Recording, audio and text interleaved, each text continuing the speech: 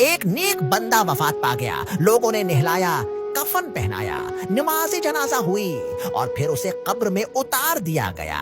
قبر بند ہوئی، سب واپس لوٹ گئے، اب صرف وہ اور اس کا رب باقی رہ گیا۔ پھر قبر نے آہستہ سے کہا، اے انسان، لوگ تو تجھے چھوڑ گئے، جن کے لیے دن رات کمایا، جن کو خوش رکھنے کے لیے اپنے رب کو بہلا دیا، وہ سب تجھے مٹی میں دفن کر کے چلے گئے۔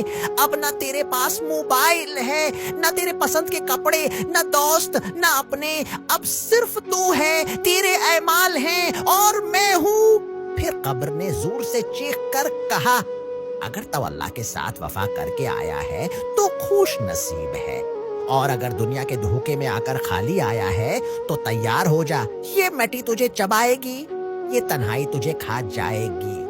تو اے سننے والے، زندگی صرف ہنسی دوستی اور فیشن کا نام نہیں، کبھی قبر کے بارے میں بھی سوچ، جہاں کوئی تیرا سٹیٹس نہیں دیکھے گا، بس تیرے سجدے گنے جائیں گے۔ آج ہی لوٹا، رب کے در پہ جھک کر جا۔